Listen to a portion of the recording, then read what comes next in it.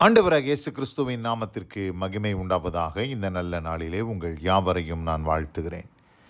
இந்த நாளின் தியானத்திற்கு என்று தெரிந்து கொள்ளப்பட்ட வேத பகுதி சங்கீதம் 55 சங்கீதம் 22 Psalm 55 verse 22.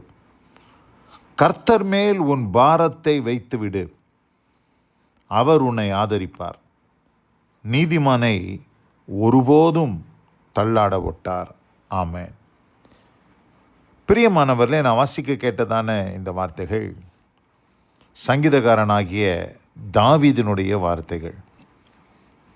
இந்த தாவீது எந்த சூழ்நிலையில் இதை எழுதுகிறார் என்று சொன்னால், அவருக்கு விரோதமாக தன்னுடைய சொந்த குமாரன், அவருடைய மகன் அப்சலோம், அவருக்கு விரோதமாக பிராது செய்து அவருக்கு விரோதமாக எழும்பி அவரை ராஜாசனத்திலிருந்து தள்ளும்படி அவன் அநேகரை கூட்டம் கூட்டி அவருக்கு விரோதமாய் வந்த பொழுது, தாவீது எருசலேமை விட்டு யோர்தானுக்கு அக்கறையில் உள்ள மக்னாயும் என்கிற ஒரு வனப்பகுதி, அதாவது வனாந்தரம், வில்டர்னஸ், அந்த வில்டர்னஸ்குள்ளே போய் அவர் ஒளிஞ்சிக்கிட்டார்.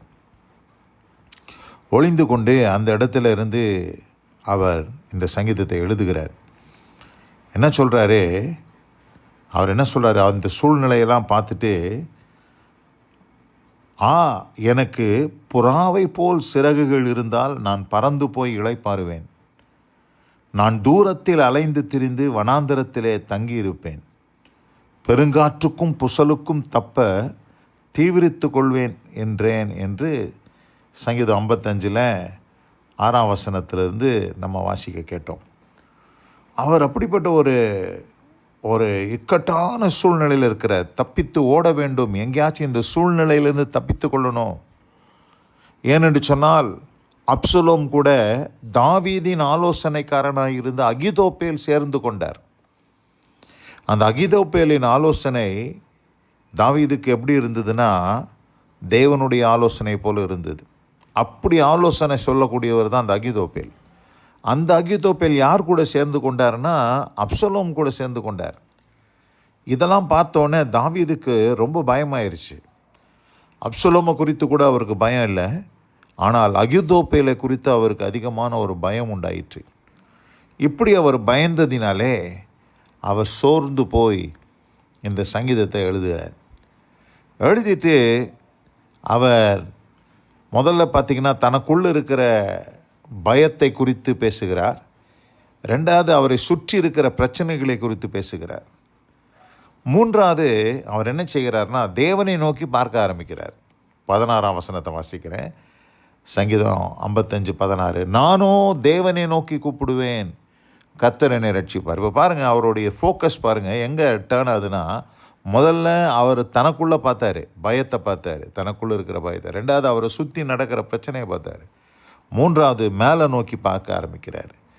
மேலே நோக்கி பார்க்க ஆரம்பித்த உடனே தான் சொல்கிறாரு, கர்த்தர் மேல் உன் பாரத்தை வைத்து விடு, அவர் உன்னை ஆதரிப்பார், நீதிமானை ஒருபோதும் தள்ளாட விட்டார். கர்த்தர் மேல் என்ன பாரம்? எப்படிப்பட்ட பாரம்? நமக்கு பல பாரங்கள் இருக்குது. பாரம் என்று சொல்லும் பொழுது கவலைகள் தான் பாரம். கவலைகள் தான் நமக்கு பாரமாக மாறிடுது. சின்ன சின்ன கவலைகள் நாளடைவில் பெரிய கவலையாக மாறிடுது. அதை தான் அப்போஸ்தலனாகிய பேதுரு தன்னுடைய நிருபத்தில் எழுதும் போது 1 பேதுரு 5 என்ன சொல்கிறாரு? 1 Peter chapter 5 verse 7, அவர் உங்களை விசாரிக்கிறவரானபடியால் உங்கள் கவலைகளை எல்லாம் அவர் மேல் வைத்து விடுங்கள். இங்கே என்ன சொல்கிறாரு சங்கீதத்தில் தாவீது? உங்கள் பாரத்தை வைத்து விடு, கர்த்தர் மேல் உன் பாரத்தை வைத்து விடு, அவர் உன்னை ஆதரிப்பார், நீதிமானை ஒருபோதும் தள்ளாட விட்டார். ஆனால் பேதுருல என்ன சொல்கிறாரு?